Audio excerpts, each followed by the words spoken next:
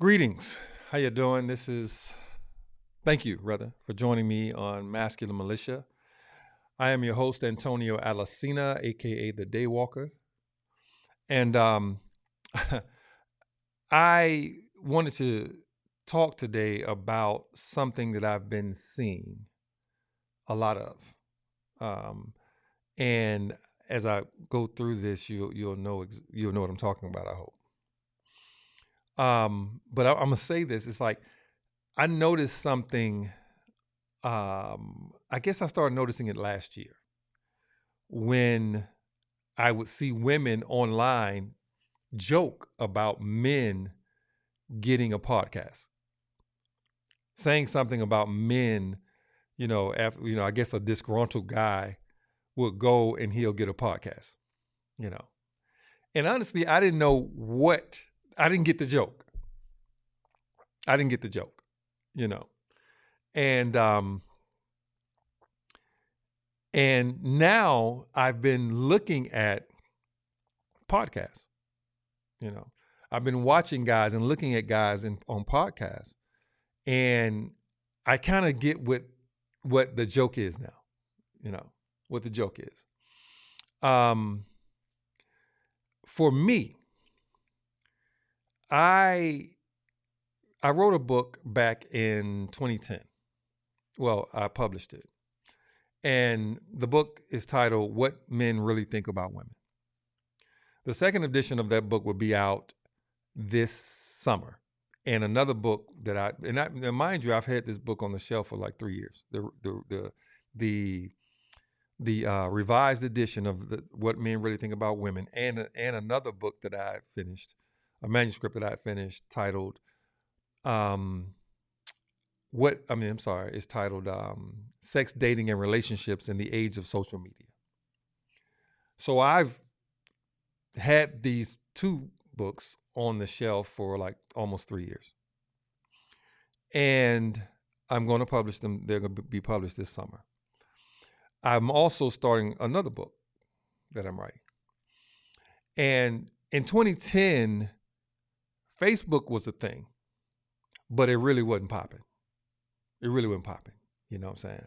People had Facebook accounts. I remember having a picture, like one picture on Facebook, and I only got the account because it was the new thing. At least it was new to me in 2010. And so it really started kind of popping off about 2012, at least from what I can tell. All right. There were other people who were already deeply into it. They had gotten Facebook groups and all this stuff. You know what I'm saying? There were all these things. But for me, it was about 2012. And I don't know if YouTube or Twitter was around. Whatever the case, these platforms weren't platforms that I knew how to use to get the message out that I wanted to get out as it was concerning love, sex, dating, and relationships. And I'm also a certified life coach. And I started life coaching back in 2009. And I didn't, know any other way but to write a book. And so I wrote a book. So I was still analog thinking about how to get my message out.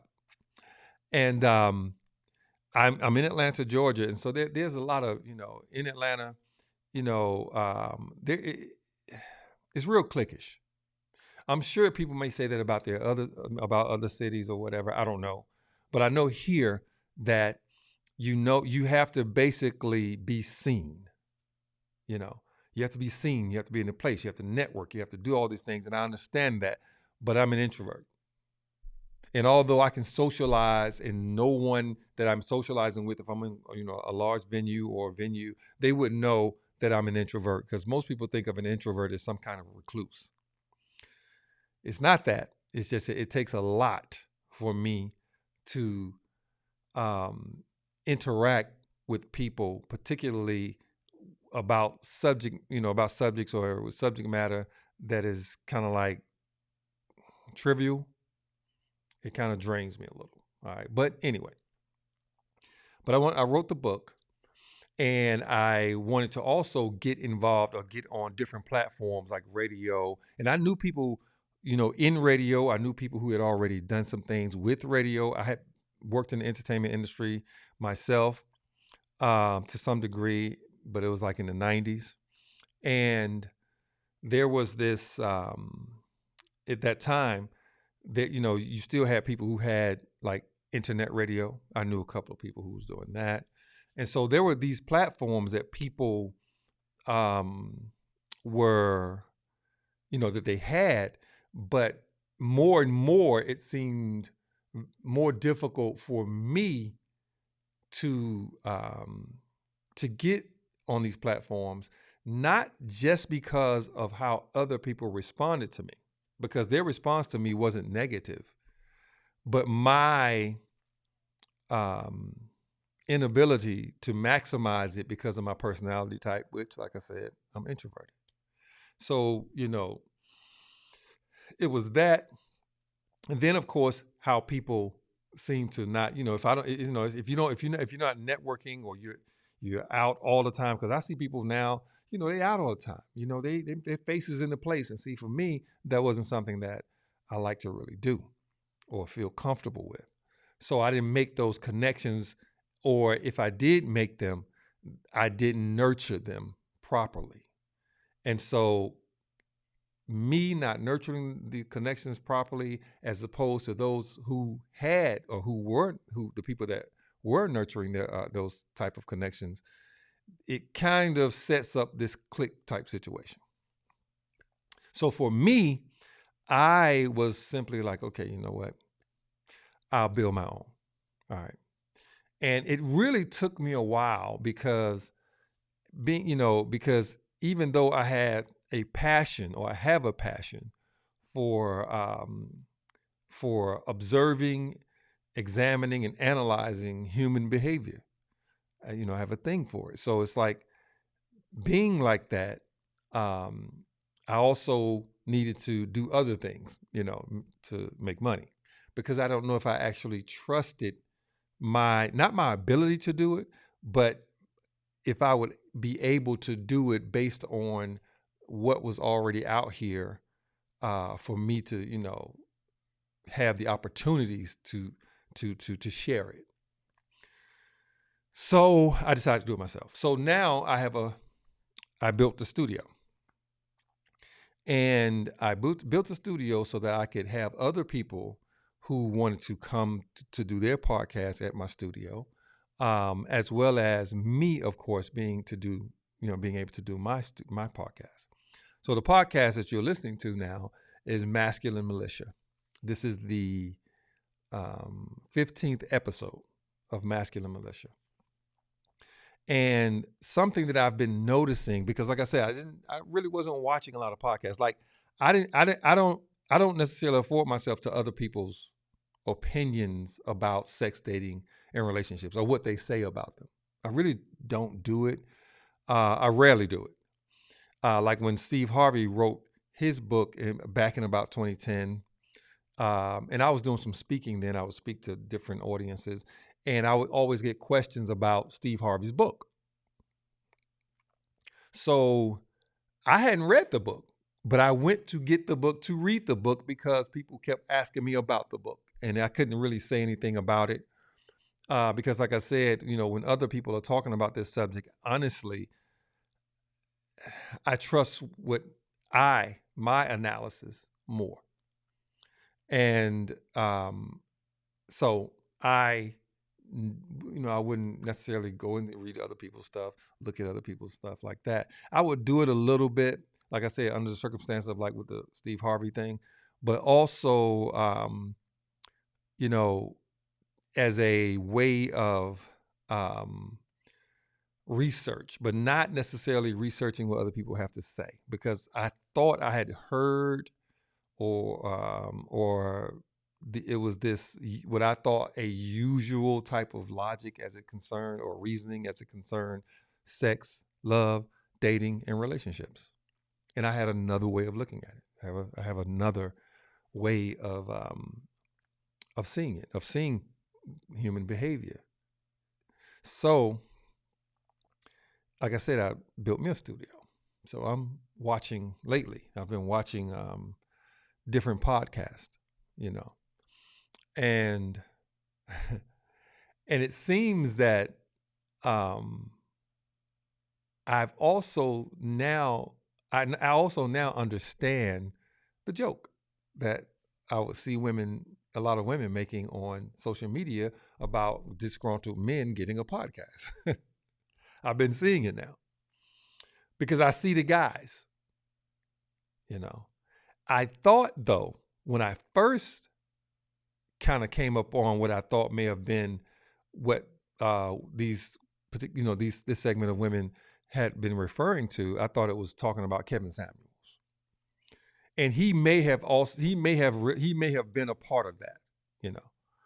But I've seen lately, like many podcasts, either headed by men, because they may have a woman who's with him, or just the men. And what is happening is there just seems to be where men are on one side and women are on another. Like, it is so segregated. It's like even when I would hear Kevin Samuels say something, he would say, men don't think like that. Like, all men. Now, let me say this though, there is something to the nature of things, even when it comes to how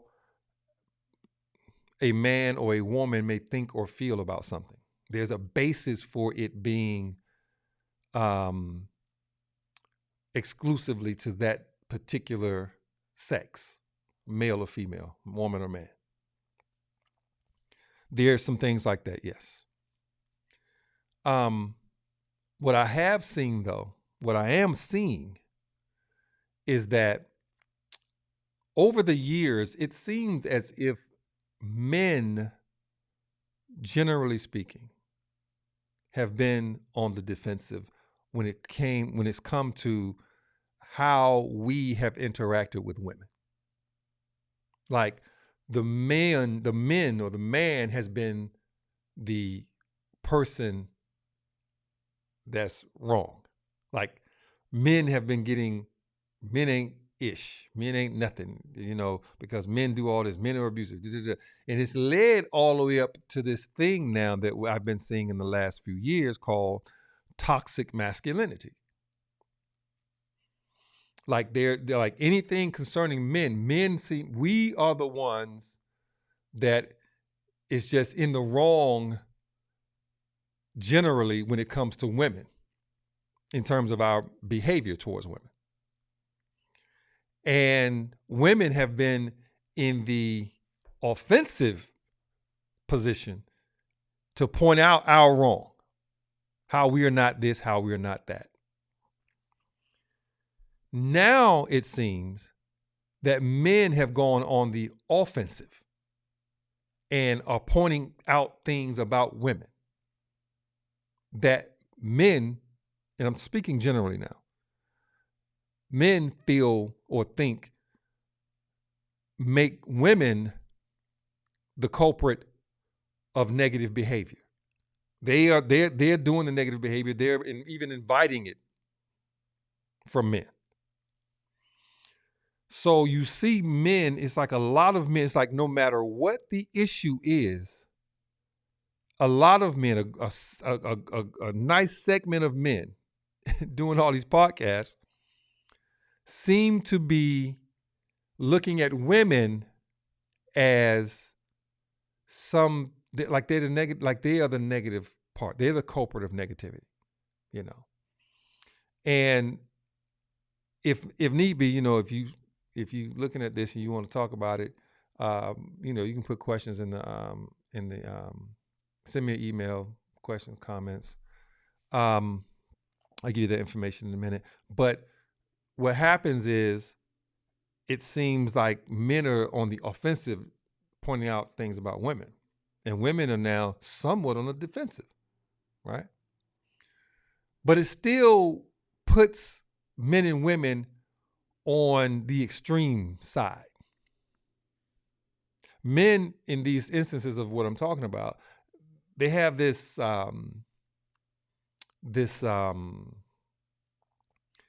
view that women.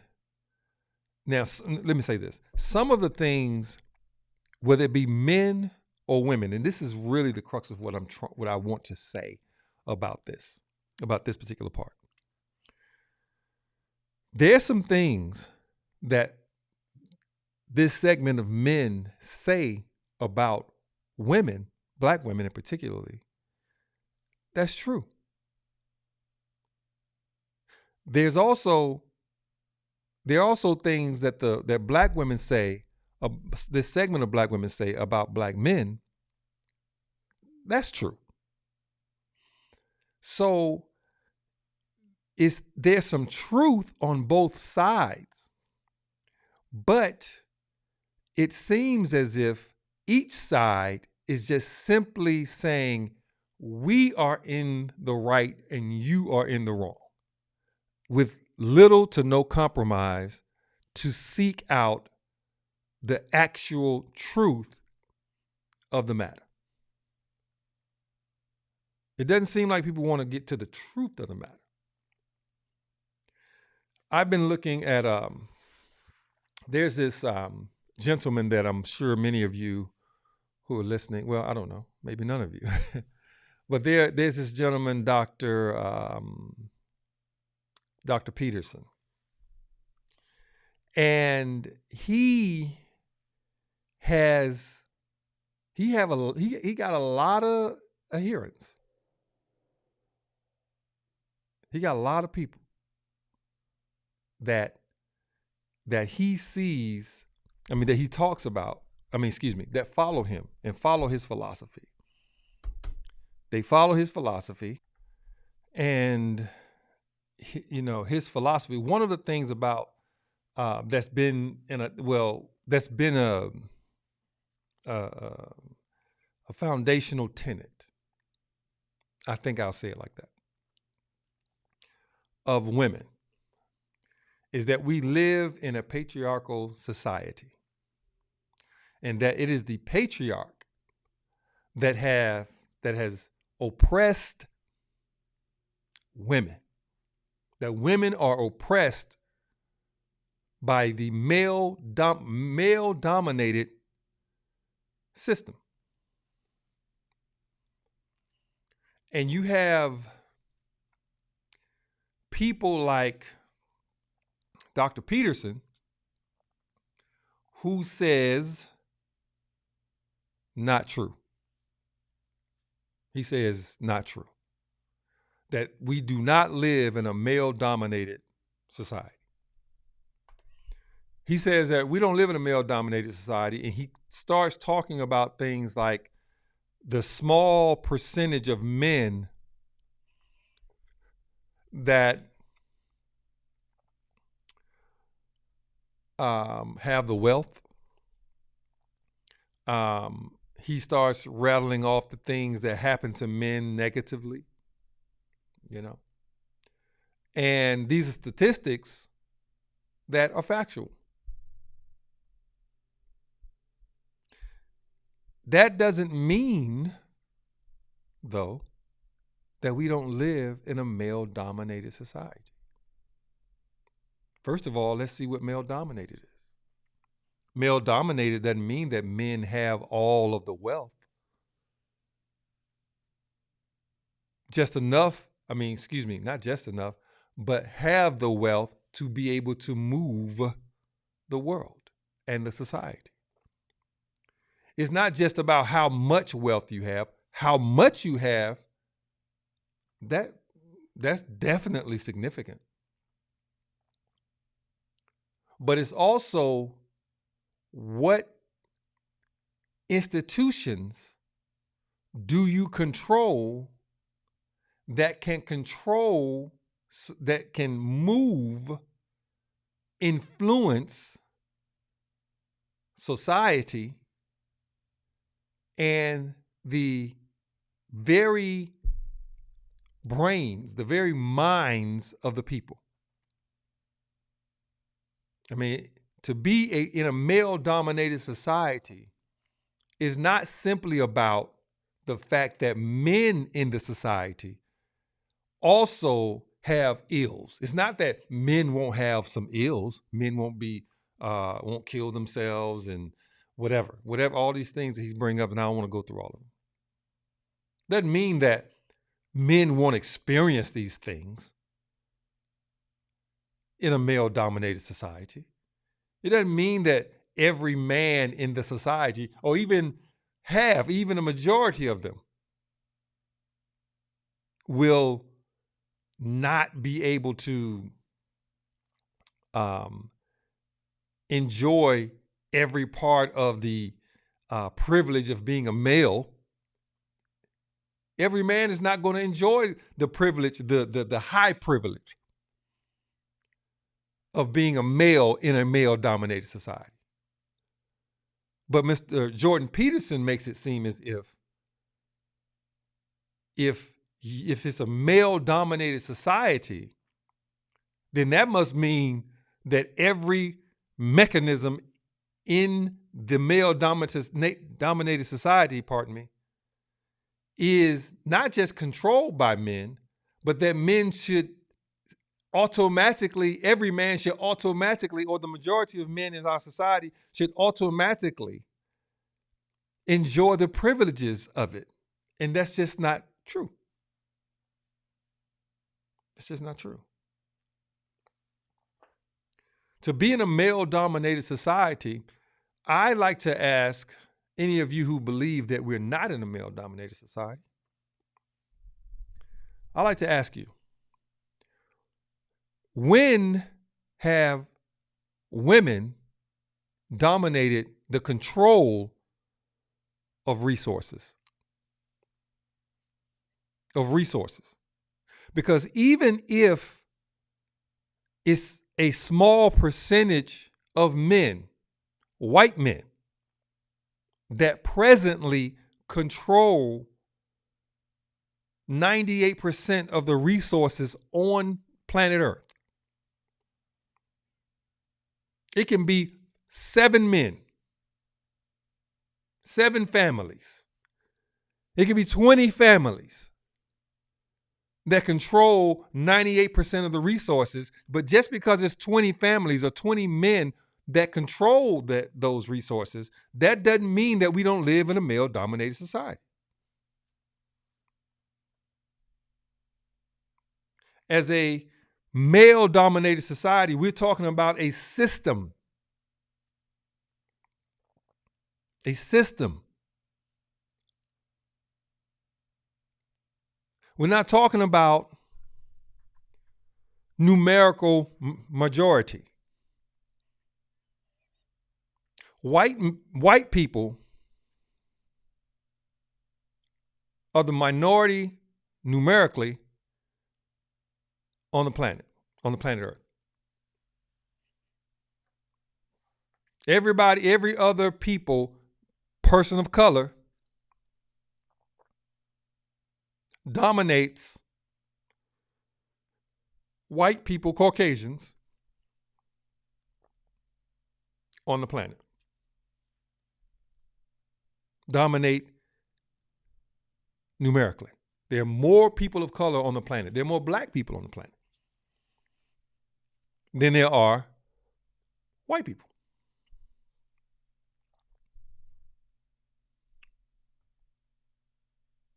But just because there are more black people and more people of color on the planet, that doesn't mean that now, we are rulers, or black people are the rulers of the planet. See, for Mr. Jordan Peterson and those of you who are like him or follow him, because let me say this. I like a lot of what Jordan Peterson says. I mean, he's a brilliant guy. He's a brilliant guy. He's a brilliant guy. I actually respect that. I respect that. He's a brilliant guy. But on this point, it sounds a little white supremacist to me.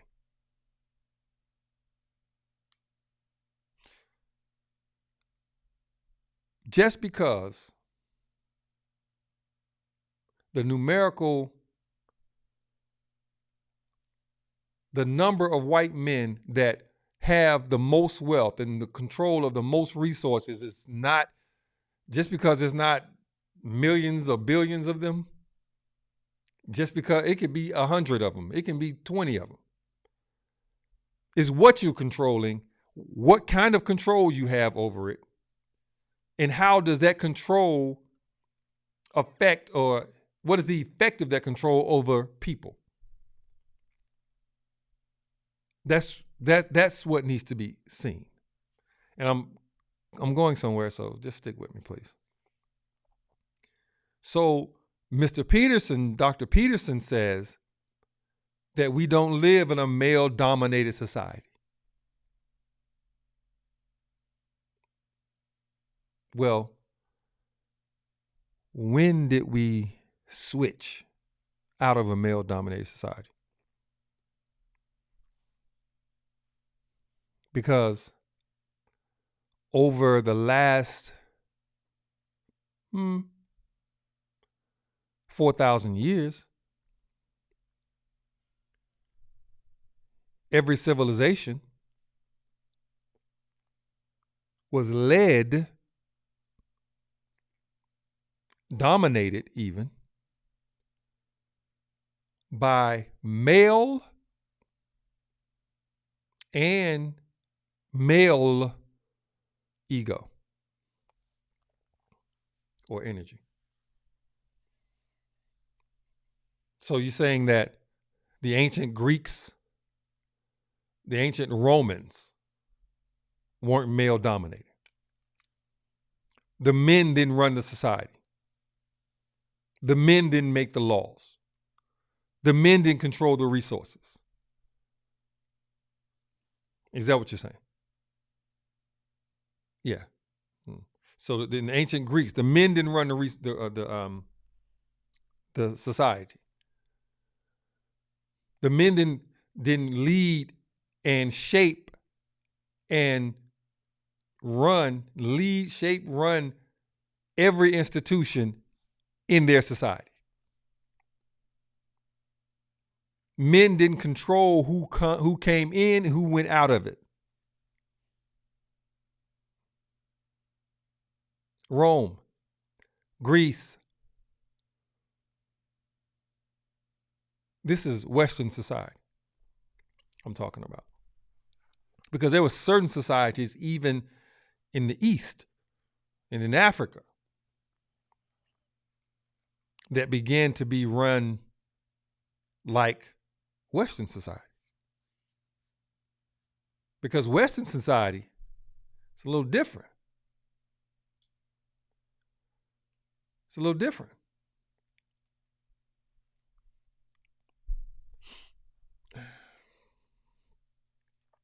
Western society is a little different. And so what I'm talking about when I say male-dominated society, I'm talking about the advent of the Western society. Western civilization. Western civilization, male-dominated. It has been, it always has been, it is now. Now, some of what women, particularly feminists, like to say about male dominance isn't necessarily correct. I don't necessarily agree with them either. However, I like for it to be understood that just because this has been a male-dominated society and that women have been in it, oppressed and controlled, it doesn't mean that today in 2022 that every issue that the feminists bring up is a legitimate issue because of everything that has been that has happened historically, or what the or because it's been a male dominated society. Everything that the feminists bring up now isn't right. So I say that because Dr. Jordan Peterson, that seems to be the basis for his denial of much of what feminists say about men and about their position in society. So I want to go into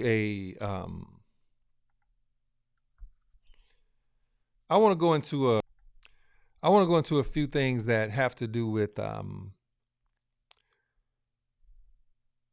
how men today are looking at women and how women are looking at men. It's not simply, you did me wrong. No, I didn't do you wrong. You just bad, or whatever. It's confusing. It's confusing. Well, I won't say it's confusing. It's just crazy.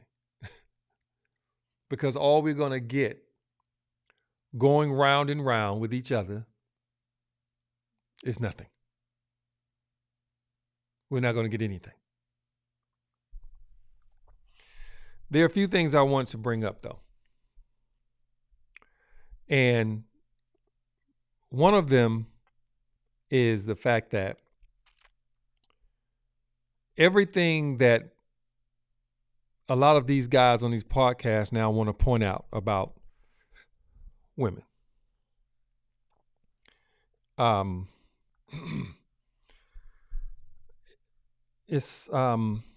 want to talk about masculinity. Okay. Masculinity.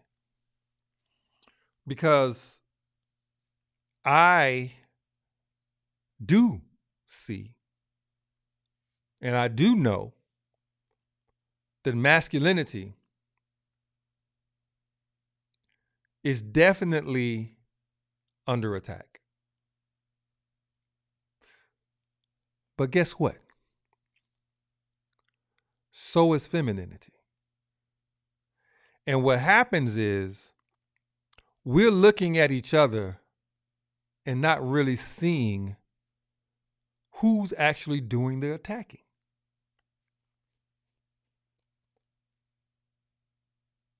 You have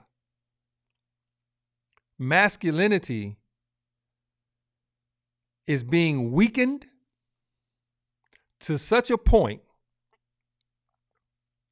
that as masculinity is,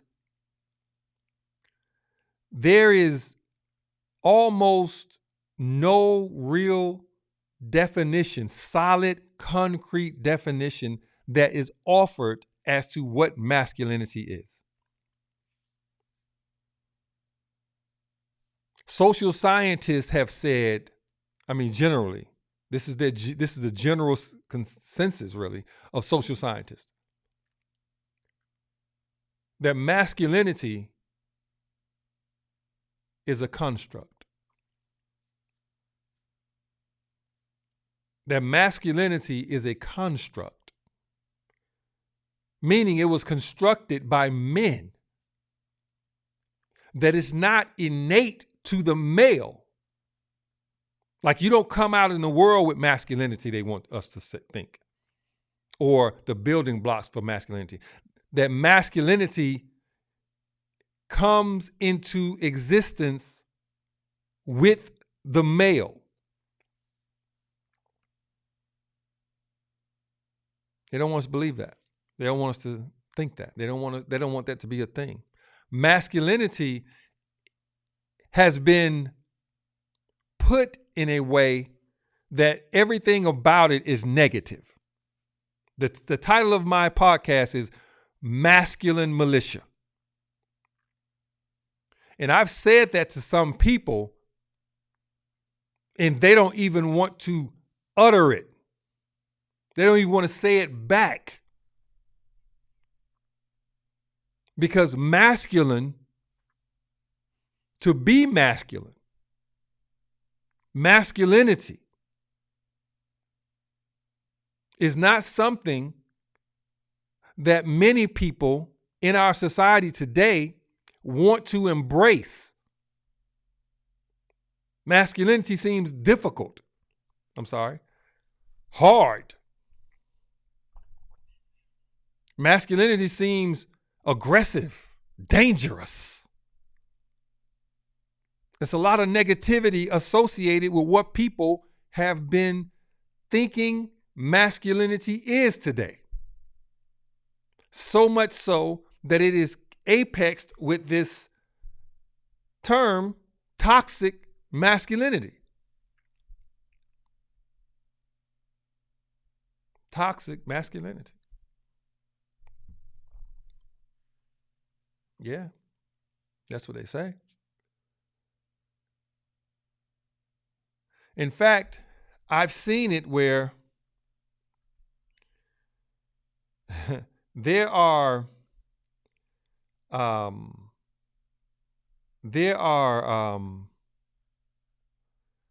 what you call it, articles written. Social scientists have written articles that talk about masculinity, and even there's an article that says, hold on, I'm gonna pull it up. Pull up at least a part of it. The article is saying, can masculinity be redeemed? If you're looking at the video, you'll see it up on the screen. Can masculinity be redeemed? What?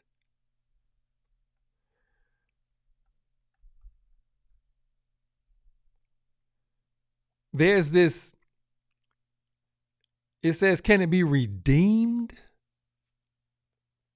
For something to be redeemed, it has to already have been put, in fact, redeemed is a term that is almost a religious, spiritual term. You know, because if you have to be redeemed, you have to be brought back to a state that is saying that you are of redemption. Because you've been lowered or gone to such a low that you are now lost. That you're lost. Can masculinity be redeemed? That's what they ask. I mean, it's interesting that masculinity is viewed a particular way. It's viewed a particular way. In fact, let me see something. This article is from the New Yorker. And I'm reading from it. The young lady's name who, Orstein, in fact, let me read it. It says, drawing from interviews with more than 100 young men between the ages of 16 and 22, Orstein makes the case for a positive and constructive approach to raising them. Check this out. In quotes, Boys, too, then need a strong counter narrative to develop grounded, realistic perspectives on women, men, sex, and love, she writes. Frankly, without it, there is a chance that they won't see women as fully human and that they will view sex as something a female partner does for them and that they do to her. Ornstein found, however, that the counter-narrative was tricky in its own way. Many of these young men, although able to reel off the excesses of masculinity, were still treating women with disrespect and callousness. Because masculinity, according to her and many like her, causes men to treat women with disrespect and callousness. This thought about masculinity is the bad guy. To be masculine is the bad guy. So if you have masculine traits, masculine desires, it's the bad guy. Because everything, what she's saying, look the part that she says here. Frankly, I'm sorry, pardon me. Frankly, without it, this counter-narrative, she said, counter-narrative to masculinity. Like to be masculine, have a counter to it. Not an enhancement of it, but a counter to masculinity. Frankly, without it, there is a chance that they won't see women as fully human. Really? So she's inferring that as a masculine man, you don't see women as fully human. That masculinity itself is the enemy. This is what she's saying. This is what a lot of women believe. They believe it. They don't say it. Well, some of them don't. But they really believe it. Masculinity is the enemy. When that's not true. Bad males, men, are the enemy. It's toxic men. It's not toxic masculinity. These men who are toxic, they are not expressing masculinity. They're expressing machismo and machoism and ego. They're not expressing masculinity. But because most people don't know what masculinity is, what is thought to be masculinity, which is not masculinity, that is thought to be the negative force. So now there needs to be a counter narrative to it, what they call masculinity, but it's not masculinity.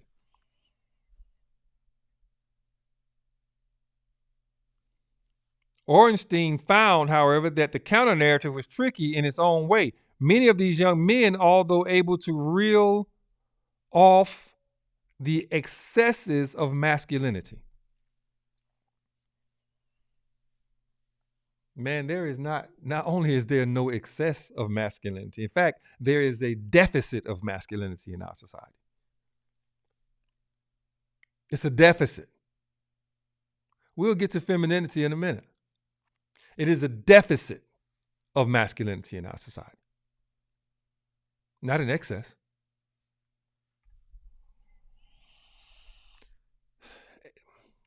She says, many of these young men, although able to reel off the excesses of masculinity, were still treating women with disrespect and callousness.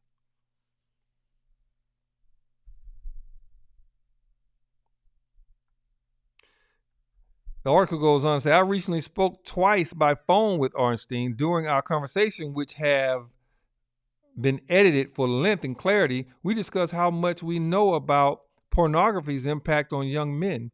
the ways to broaden the aims of sex education, and whether men's ideas of masculinity have changed since the 1950s.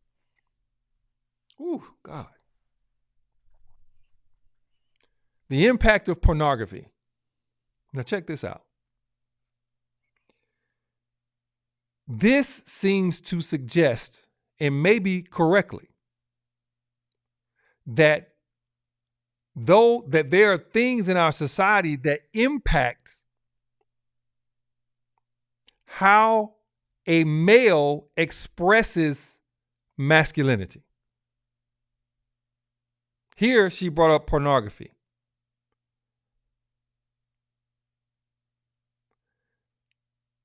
And she speaks about men's ideas of masculinity and if they've changed since the 1950s.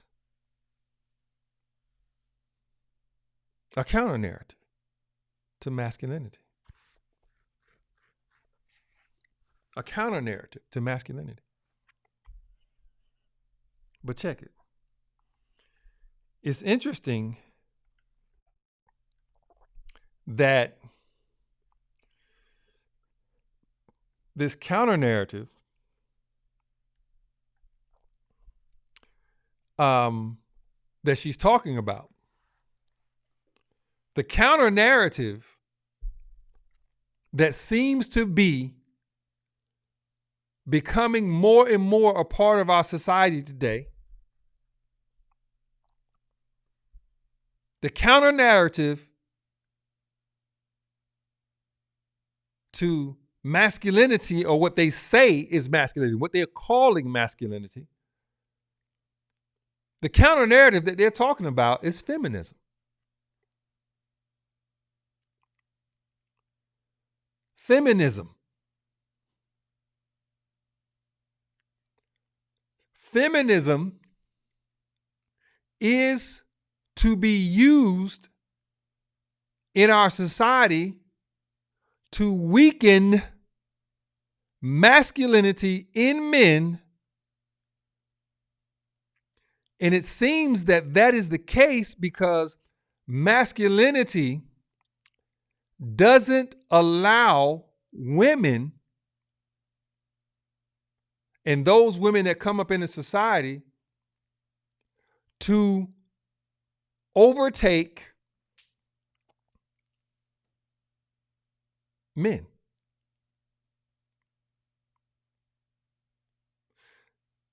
These people who are called feminists, they don't seem to desire equality, because guess what? In some ways, I am very much in the equality camp for women. But this is what we're going to do. What is feminism? This is Merriam-Webster's dictionary definition of feminism. Belief in and advocacy of the political, economic, and social equality of the sexes, expressed especially through organized activity on behalf of women's rights and interest.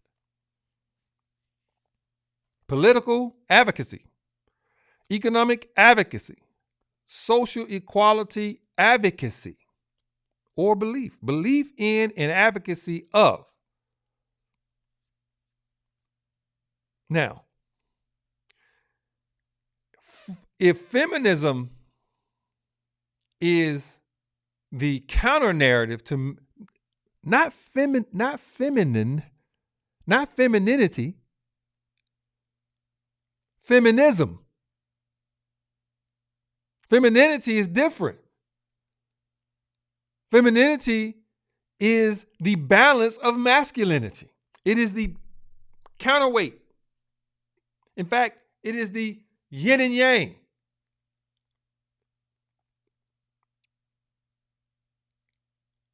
Feminism is not. Feminism is a counter narrative that will weaken masculinity if it is allowed to come in to society it will weaken masculinity. Feminism.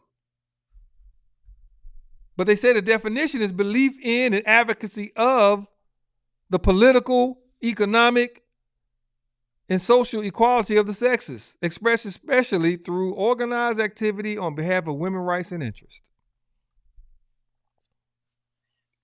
That's what they say. That's what they tell us.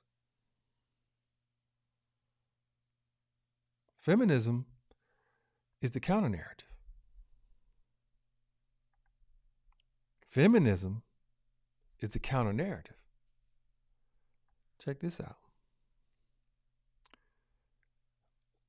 Or talking about the Ornstein, I'm gonna see her first name in a moment. I actually don't recall what it is, but she said in this article, you write in the book. This is the reporter talking to Ornstein.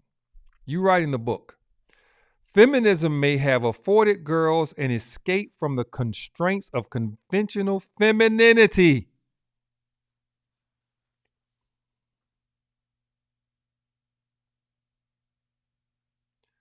She says the constraints of conventional femininity. Feminism. Listen. Feminism may have afforded girls an escape from the constraints of conventional femininity. See, feminism does not want the balance of femininity with masculinity. Feminism wants the weakening of masculinity and the weakening of femininity. That's what feminists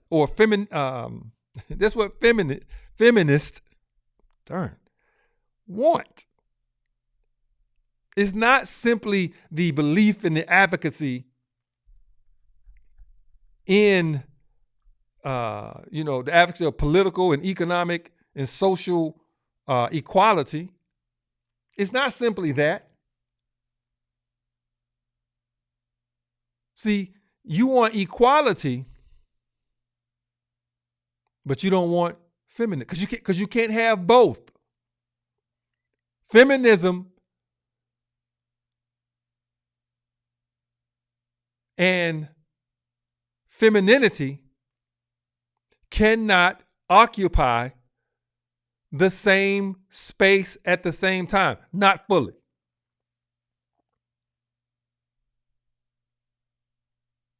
No, it can't. I know it's like, yes, it can. You can want to be equal and this, that, and the other. No. You do, as a woman, you don't have to force yourself into equality. If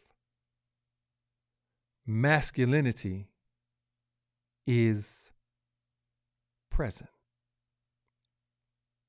The issue is we live in a male-dominated society that is not powered by masculinity. It's powered by ego.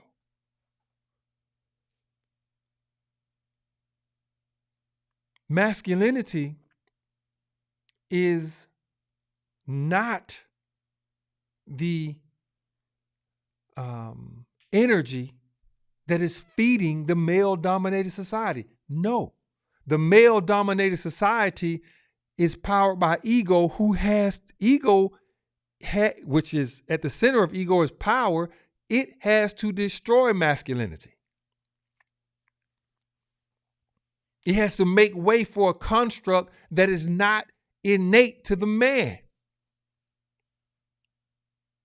So with that being the case, the treatment of women, of the feminine, of femininity has been imbalanced, has been unequal. There's been a steady erosion of femininity. And a part of that control, feminism is a part of the male-dominated system. It is a control of the male-dominated system. It has the same aims, to destroy femininity and to destroy and weaken masculinity. Masculinity is the energy produced by the male. And the male, having produced, the more masculine he is, the more his desire to carry out his innate functions. 3 characteristics of which are the basis of it: to protect, produce, and provide. The more masculine you are, the more your desire to do that. Masculinity has been weakened. It has been replaced almost, not totally, but it's almost been replaced totally by machoism and machismo. And many people think that machismo and machoism is masculinity, and it's not. Those are constructs that have been constructed and produced by the male-dominated system.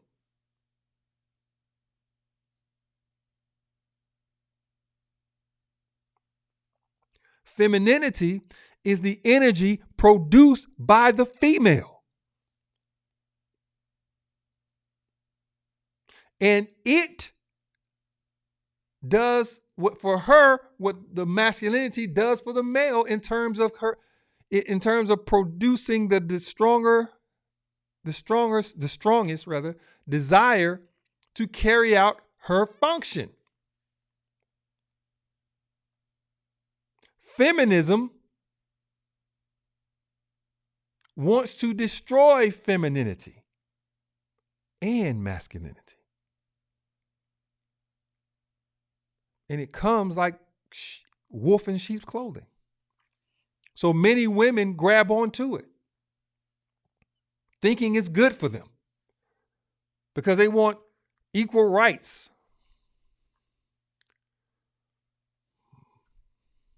Because they want, to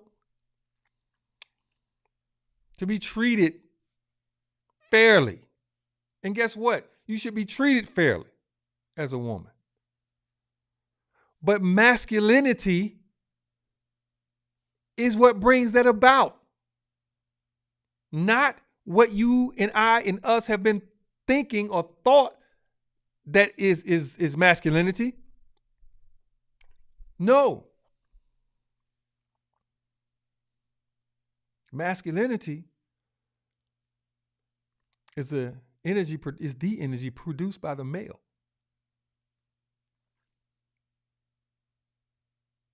And the male having produced this energy, it's like the fuel that causes him to desire to carry out his function as a male, which is to produce, protect, and provide. Protect femininity and the possessor of it. The thing that has happened in this society is that we've been taught to fight each other by the male-dominated forces. See, what happens is when we say male-dominated, we think that all males or all men are in on this power sharing. There are some aspects where, as a male, there's some privilege, male privilege. Yes. Some aspects where there's male privilege. But it's very low. on the totem pole of privileges, societal privileges.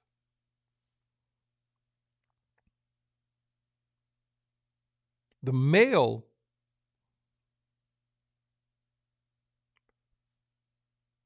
if he in this society expresses masculinity, he's not really looked up to. He's almost looked down upon because masculinity has been made to seem aggressive and fearful. People are afraid of it. But then we have machismo and machoism. Those have been mistaken, taught, trained to be seen by us as masculinity, but it's not. So feminism, a lot of our women today, modern women, are carrying out the tenets of feminism, whether they do it as a political way or as an organization. No, it's just becoming a part of how our women are growing up. And we'll get to that.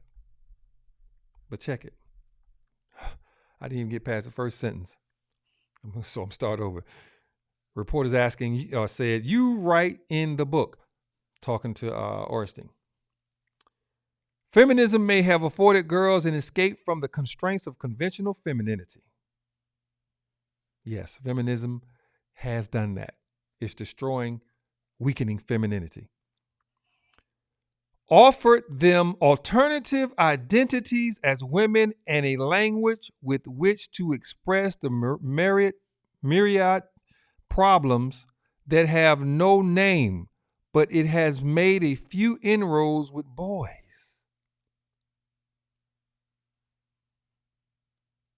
Feminism has made a few inroads with boys.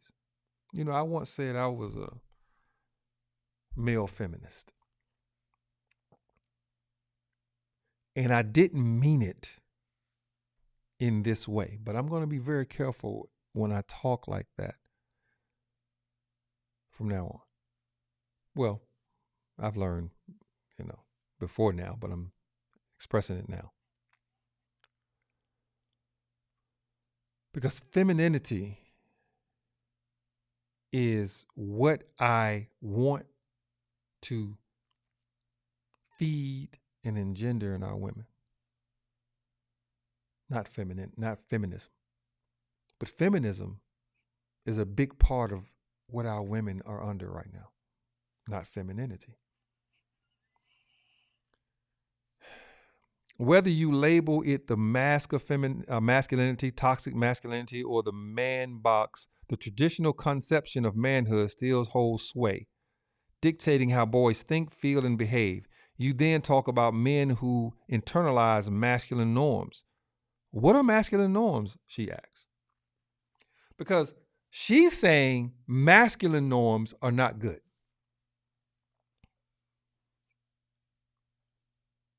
She's putting toxic masculinity, the man box, the mask of masculinity, all these negative terms to talk about masculinity generally and men specifically.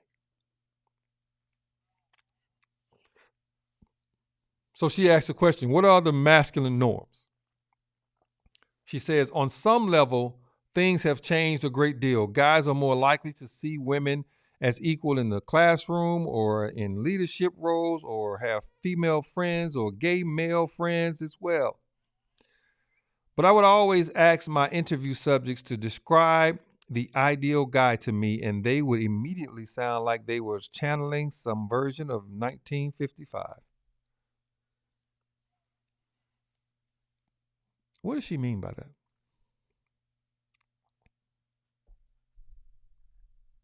What does she mean by that? Hold on. She may say what she means by that.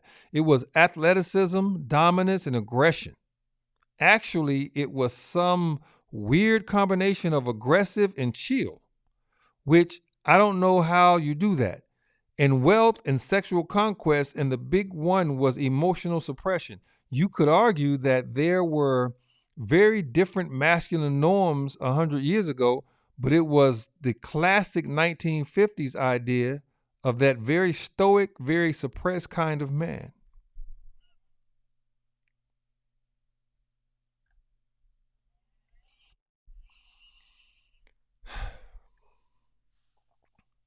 Masculinity, and this is not the only thing. I mean, we have more. We have more, you know. But I mean, it's really interesting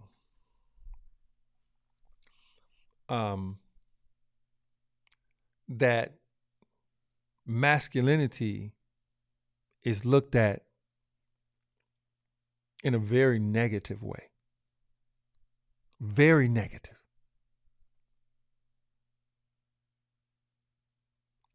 Feminism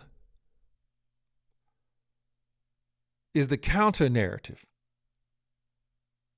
It is what they believe has to be put forth to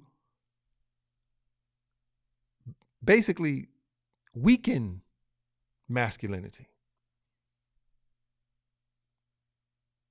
To weaken it, not strengthen masculinity and femininity. Weaken them both.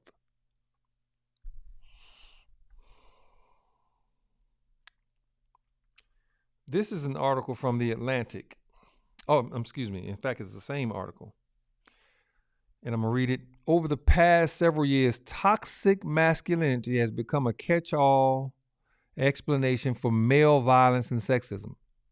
The appeal of the term, which distinguishes toxic traits such as aggression and self-entitlement from healthy masculinity, has grown to the point where Gillette invoked it in last month in a viral advertisement against bullying and sexual harassment. Around the same time, the American Psychological Association introduced new guidelines for therapists working with boys and men, warning that extreme forms of certain traditional masculine traits are linked to aggression, misogyny, negative health outcomes. A predictable conflict has accompanied the term's rise. Many conservatives,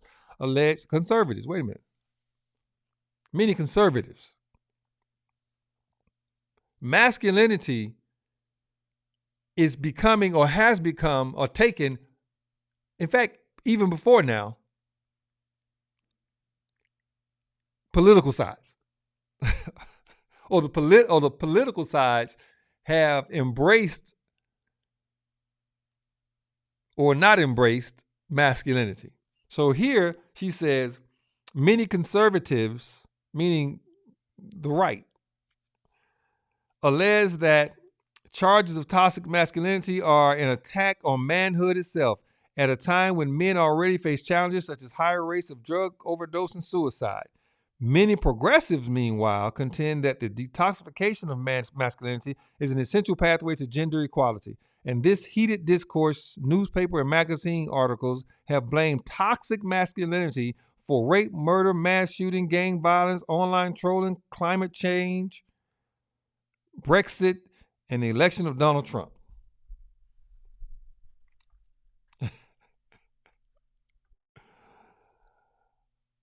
Wow.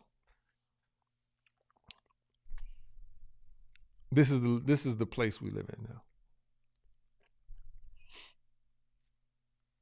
This is where we live.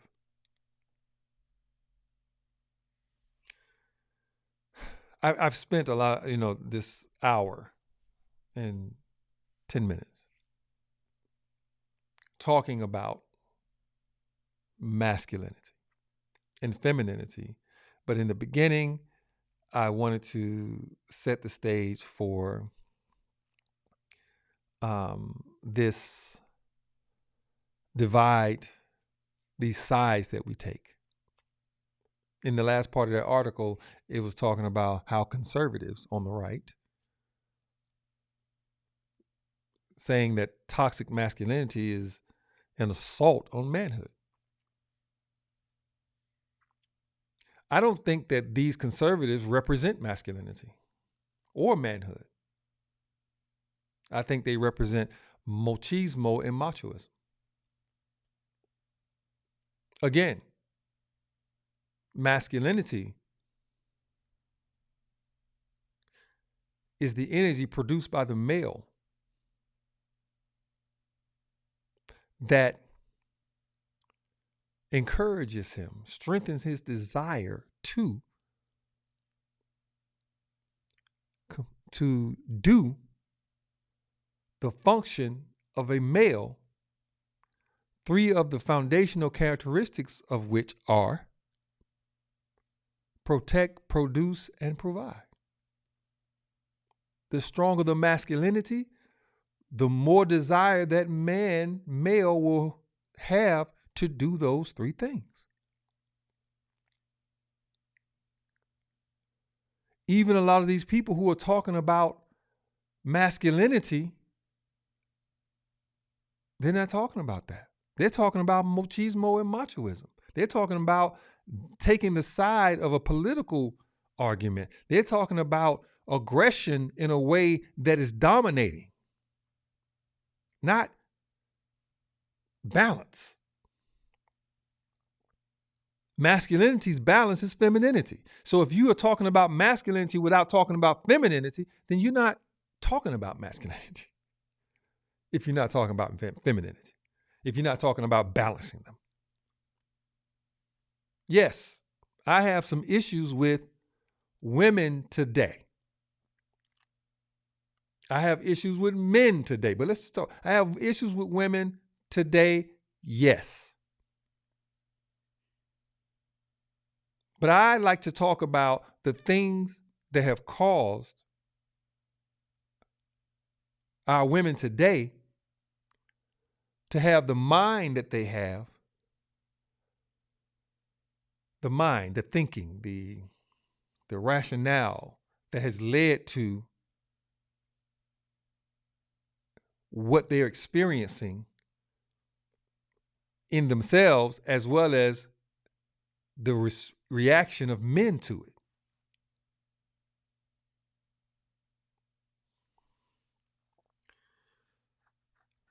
This is Masculine Militia, episode 15. And go to Masculine Militia on Instagram and follow me. I'm going to start populating that page with a lot more information.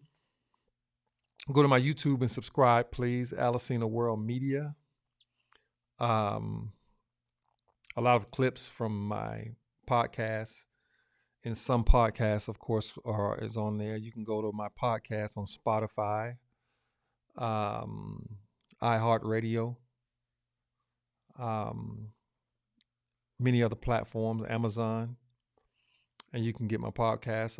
Most likely, more times than not, you're going to get my video podcast on YouTube, Patreon, my Patreon, and Spotify. Oh, and also Podbean. Everywhere else, you're going to more than likely have my audio. And what I like to do is I like to thank you for joining me right now. We're getting better at producing this podcast for you. I like to do a better job every time, but I want to come back to you on episode 16. I want to continue this discussion. And hopefully you'll join us. You can go on those platforms to get our podcast. You can also, on Sundays, we'll be live streaming from YouTube right now, and we will be doing other platforms as time goes on. But I'd like to thank you and for joining us, and hopefully you'll be watching us, and give me some feedback. You can always send you can go to Masculine Militia at Gmail. You can go to info@Alicina World Media. and my YouTube channel. You can go in any of those places, leave a comment, send email questions, commentary, and I like to, get involved. I like to interact with you. So let me, like I said, we'll come back episode 16, and we're gonna finish this. So join me then. I'll say join me, but join me hopefully live on Sunday at 7:30 p.m. on YouTube. And the subject, I'm not even sure what it's going to be yet, but I'm going to let you know. So thank you for joining me, and peace and hair grease.